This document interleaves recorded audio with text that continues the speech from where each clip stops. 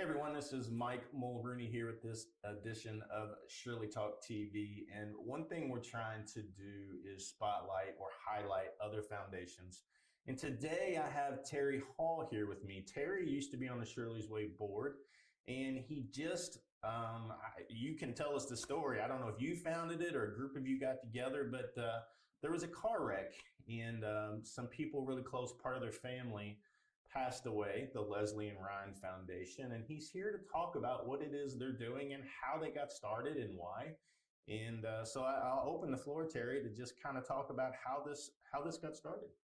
All right. So obviously, we like to say that we're excited about the foundation, but wish we weren't having to form a foundation. So on Valentine's Day, Lesley and Ryan were in a car wreck with the McCall family as well.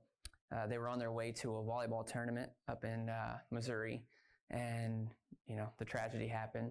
So obviously, at the time I was sitting on the Shirley's Way board and had been involved for years. But out of that, we were figuring, how can we take a tragic accident and turn it into something positive, or the best we could. So that's typically how foundations are formed. As you know, that's how Shirley's Way was formed. So it's good you turn that into something that you're going to be able to do for other people. Right, exactly. So, it was around July when we were at the lake. Our family has a houseboat, and Justin, who is Lesley's husband and Ryan's father, we were down there, and I'll be honest, I was just tired of being sad. I was very close with Lesley. So this was after the wreck? Yeah. Okay. Yeah. So this was 5 months later. Okay. We were at the lake, just having, trying to have a good time, but you always kind of play that back and forth of like, you have good moments, you have bad moments. And I saw Justin, and he was obviously sad, and we all were kind of going in and out of those emotions, and I was just kind of tired of it. Yeah. So Justin and I had a conversation about what can we do to make this, find a silver lining in what is the worst, moment of our lives. I can't imagine. Yeah. So I just said, Justin, what if we just started a foundation for the girls and found a way to honor their legacy, keep their smiles alive, and find the silver lining in this? Because Lesley and Ryan both were just bigger than life personalities. I've heard that. I didn't know them. I didn't know who they were. I saw all the Facebook posts about what wonderful people they were, and they'd light up a room when they walked in. So Yeah. So go back a little bit. Lesley went to PRP high school. Okay.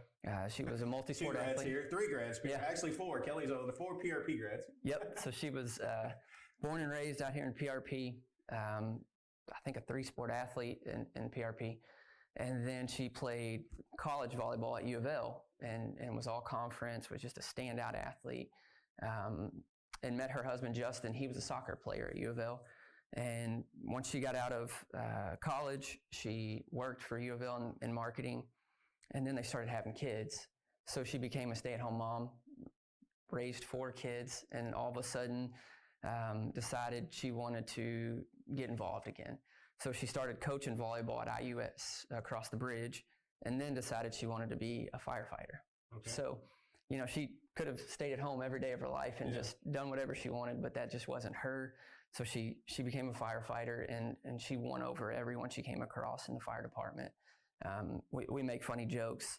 When she was going through the, the program to where you get in, what's it called? The academy? The academy, yeah. So everyone was like, that's a great time for a girl. You don't say that to Lesley. She was out there to beat everybody, not just the girls. Yeah. So that's how competitive she was. And she was the sweetest person you ever met, but don't get her in a competitive situation because she will light you up. In the fire department, it's a very tight-knit group. My day job is I work at a local distillery in their IT group, and they had a special bottle for firefighters a few weeks ago. And everybody that walked in that building, every firefighter knew each other. Mm-hmm. It was the craziest brotherhood, sisterhood thing I've ever seen. So, so she obviously touched everybody at the fire department. Absolutely. And 2 firefighters are actually on the board with us. So, that was her in a nutshell. She was the glue to the family. Every family event, she was planning, organizing. Right. Like, you showed up and knew what you were going to do. And the family was so big and so tight-knit.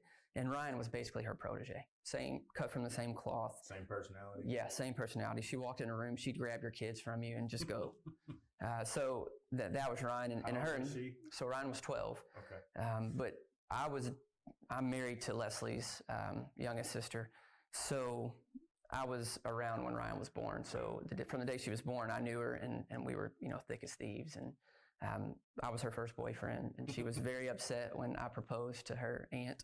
So, that's the relationship we had. So, obviously, I married into that, but to me, they were family, as tight as blood. Absolutely. So after the wreck, knowing that I had the experience that I had from Shirley's Way, I was a part of Shirley's Way. I watched Mike grow this from the ground up. I think it was 2015 when really we got involved. I knew that I had the foundation, the base to be able to do something special. Mm-hmm. And I felt that there was a need there. Everyone was like, how can we help? Justin, what do you need? And Justin was like, I'm okay. Obviously I'm hurting, but I don't need everyone to kind of be there and need to do something. Well, I knew that need was still there for other people too. Right. People wanted to help. People were hurting too. Yeah. So organically, we landed on doing the foundation, and literally it was green light in July. We rolled out September 7th, and here we are. It's November 23rd. And, we've got a really good following, and things are just taking off. That's good. So with COVID, what are y'all doing? Are you just collecting money online right now? I know you probably can't have an event. So what is it that you're working, and what is it that you need that people can help you with? So, we've been up and going about 2.5 months. Obviously, we haven't had any events, but we've gotten really creative. Uh-huh. So the first two big, items that we had out there was digital storefront that Shively Sporting Goods organized for us. So literally, we came up with logos. We worked with them to come up with, what items to put out there, and they handled everything. Really? The orders, the card processing, the setting up deliveries. They did it all. So that's huge. Yeah, we just wrapped our second storefront up, and we've had right at 500 orders, and we raised close to $9,000 in merchandise sale. Huh. I might have to talk to you about that and see what we can do on that side. I got the guy. Because when we started Shirley's Way, the idea, a friend of mine built a website in Florida, and she put shirts on there, and I didn't really think about when people buy them, you got to ship them. Mm-hmm. So it turned into a nightmare. So if somebody handled that for you, that's amazing. Yep. And then the sales and use tax ID, right? So it's not under ours because we're not selling it. Right. We're the beneficiary of it. So, they were able to handle that for us. And Rob Davis, I believe he's the co-owner. His daughter played volleyball with the girls. So they knew it, and they were just willing to jump in and help. So that was the big thing. These wristbands and stickers, I put them up on our Facebook, and we sold over 100 orders, made $1,400 off of that. People just being generous and donating. So, 2.5 months in, we've raised over $20,000. That's amazing. Yeah. So I'm very impressed with, the feedback we've gotten, and the communication has gone out, and people just responded. So, obviously no events, and we've got a ton planned for next year, fingers crossed that we can have them. But yeah, to raise $20,000 in 2.5 months with no events has just been amazing. Yeah, and the following y'all have with the fire department, wasn't she involved in a volleyball league here in town? Yeah, so a travel team of some sort. Yeah, so Kiva is the travel. I wasn't going to mention it because I didn't know if you wanted to. So I knew they were involved in Kiva, which is a huge volleyball league here. Right. So 2 of our board members were actually Ryan's coach at the time. They're both Kiva coaches, and they were going to a Kiva event when it happened. Right. Kiva's been great to us. Ron Cordes out there, Ian Cordes, they're just phenomenal people and support us and love the girls as much as we did. So they've been a great partner. The 5th board member that I haven't mentioned is Jeff. He is a coach at Fall City Soccer. Okay. Ryan played soccer as well. And they've been great. It's just incredible. Everyone's wanted to step up and just be involved and help and help honor the girls. Well, it's much easier when you got a passion for something. So raising the money, what's your mission? What is it you are trying to do? So right now the mission is to help children, women, and families in need. One thing that we talk about is that covers a lot of people. Yeah. But the core of it is, we want to help families that need it in an effort to honor, our girls and keep their smiles alive. So there's kind of 3 pillars to it. The children, obviously, Ryan was a 12-year-old girl, and she loved kids. So we focused on scholarships, mentorships, and then sick children. We've already helped 2 kids that had pediatric cancer. They had a need. They've been traveling back and forth to Cincinnati, obviously with Shirley's Way, hits, right at home with that. So we were able to, pull together and raise gift cards for that family. So that was huge blessing to be able to hand that to them, because as we're getting established, we can't cut checks yet, really. Yeah. We've got to get all that button tight. And then the women, obviously, in our eyes, Lesley was Superwoman. There wasn't a single thing that I don't think she could do. So, we're helping single mothers out there. We're helping set up mentorships with women who want to go into the fire department. Clearly, we have 2 very established firefighters on our board.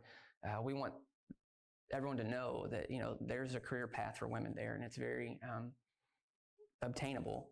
It's not just a male-driven career path. Oh yeah, there were several women that came out to that event for the bottles that day. I was amazed. But when you say help them, is there a cost to joining the fire department? I mean, do you have to pay to take the test or something, or what?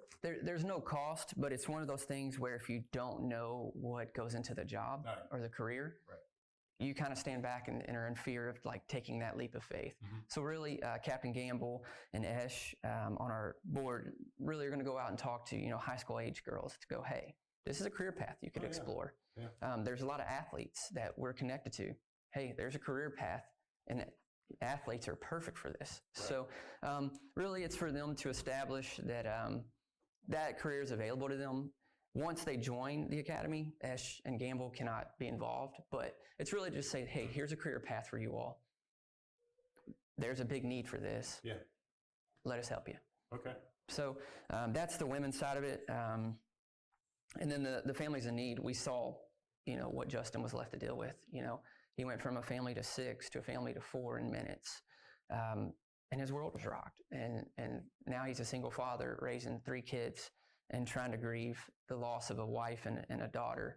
So we didn't want to exclude them either. So we're actually helping a family now whose wife died, giving birth to their 2nd child. And now he's left with 2 kids under 2 years old and no wife. So his other 2, are they girls or boys? So he has 3. Okay. His oldest is a boy, and then he has 2 daughters. So me thinking as a dad, I've got 2 girls and a boy.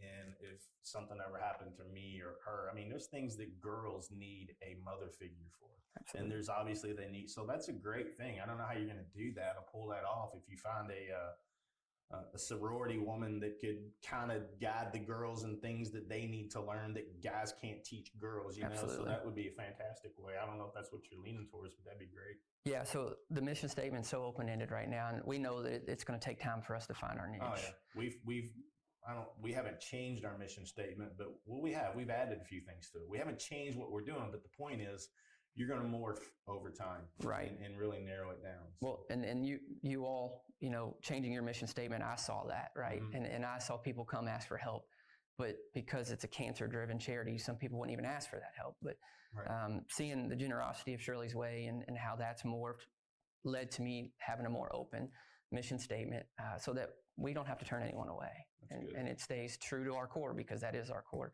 Now, obviously, one big thing is scholarships. We're huge on that. Education was big to Lesley. Ryan was crazy intelligent. We're working with PRP now to see if we can get something going with the scholarship there. And we plan on working with, other schools to do that. And Ryan went to No Middle, and we're trying to start that relationship to work with them to start a mentorship where the 8th graders can work with the 6th graders. Oh, yeah. and get them to where it's not that timid 6th grader walks in and is scared half the year. Ryan was the first kid to walk up to a 6th grader and be like, come on, buddy, let's go. Yeah. So we're working on just so many things. And again, we'll find our niche, but we just want to help. And when we do it, we want everyone to know that it was in honor of Lesley and Ryan. So, we hand out these cards every time we help somebody, or they're called kindness cards. I got an email yesterday morning while I was putting out Christmas decorations that a lady was in the line for Starbucks, and someone in front of her paid for her coffee. And she's like, I was really struggling. I wanted to stay at home. I wanted to watch church on TV. That was the easy thing to do. I could stay in my pajamas. But she's like, something told me, to get up and go worship. And she's like, and I'll be honest, my faith in humanity now is not what it should be and things of that nature. So she's like, that small gesture when they handed her this card and they ended up going to the exact same church together. Yeah. She's like, I needed that. That's amazing. Yeah. Kindness goes so far. We see so much negativity in the world. And that's one of the reasons why we wanted to start Shirley Talk TV, is to show some of the positive things that happen in this world like that. We see all the negative on TV, but we don't hear stories like this that give you goosebumps, that buying someone's cup of coffee and handing them a card and telling them to be kind, basically, goes a long way. I mean, obviously it made that person's day a lot better. Yeah. And then this was kind of just a brainchild of, okay, we understand that people want to be involved, but not everyone has the funds to buy merchandise or to make a donation, especially in today's climate with COVID and people losing their jobs and restaurants being shut down and businesses being forced to accommodate strict restrictions. So it's free to be kind. If you want to just smile at someone or hold a door for them and hand it to them. Absolutely. It's free. Yeah. It'd be kind of cool to see how those cards go around. I don't know if you could put an initial on it and see who ends up with it in 6 months or something. But that's really incredible. Yeah. And I've mailed these things to Florida, Alabama, with Justin's in sales, and one of his big states are Ohio. One of his clients' wife messaged me and said, "Hey, can I get some of these mailed to me? I want to spread the love up here." That's awesome. And, cost a postage stamp. Yeah, that's it. And again, being kind doesn't cost anything. You don't have to spend money to be kind. You can, like you said, open a door and hand them a card and say, "Do it for somebody else." That's pretty cool. Exactly, and it's got their faces on the card too, so it really keeps their smile alive, knowing that, this kind gesture was because of this. And then our logo on the back, I mean, that just pulls at you every time too. So it's kind of got the full emotional impact. It says, hey, out of tragedy, we can find silver lining and be kind about it. So. Well, that's amazing. I'll take some of those cards because I love doing stuff like that. It's really cool to leave a large tip and leave and just kind of watch around the corner and watch the look in somebody's eyes. I did it one time, and the waitress chased me down and gave me a big old hug. Pre-COVID, we could hug. Distance, yeah. And she had tears coming down her face. And granted, it was a pretty large tip, but she said, "You don't understand. I didn't have any money to buy my kids Christmas, and that's going to help me." Yeah. So the act of kindness people recognize. Yeah, and Lesley and Ryan were the sweetest, and being able to keep their smile alive and just know that they're still good in the world, because I honestly believe there's way more good than bad. We just see the bad. Yeah, the media focuses on that. And that's, again, the reason why we wanted to do this and tell the good, positive stories. So, well, I didn't know them, but I know for 2 weeks straight, my Facebook feed was lit up of people talking about what happened, and they touched so many lives. I had heard their funeral was crazy ridiculous with people showing up. Yeah. It had to be at Southeast Christian, and it was such a beautiful tribute to them. In the procession, when they returned back, they did a procession through the town. From Missouri to Louisville, there was a first responder, whether it was a police officer, fire department, EMT, that every overpass that they came across, they were saluted. And then we got to sit and go through that with them once they got to Georgetown, Indiana. And I wish it never happened, but it's the most, I'm getting goosebumps talking about it. Chills sitting here thinking about and envisioning that. I mean, somebody said it, and I don't know who, but a testament of your life it can be seen at your funeral. If you've got that many people, they've touched a lot of lives. Yep. And that was the procession just coming home, and then the visitation the day before was incredible. I mean, Vince Tyra at Louisville's AD was there. Kentucky. Coach Skinner, the volleyball coach, came. Louisville coaches were all there. Katie George, so many people just came to pay their respects. And then the funeral the next day, luckily we know some people, but we had to rent buses for Miller Transportation, and we made it private. Not the actual service, but the actual service at the cemetery. We had to take private Miller buses over there because it was such a big convoy, and what a tribute to them. Yeah, that's amazing. Well, fantastic stuff. If anybody, you got a website somewhere that? Yep. So you can go to lrpfd.com, Lesley Rhyan Prather Foundation. We have Facebook, Instagram, Twitter. You know, if you go to the website, you can see, you know, what we have going on. You know, obviously it's brand new, so we're still tweaking it, making it look a little better. We are setting up a Network for Good platform so that you can come and be a monthly donor. You can participate that way. And really, we got a little footprint in everywhere. And these kindness cards, we're going to get them out and as much as we can. And, you know, we've got merchandise that keeps coming.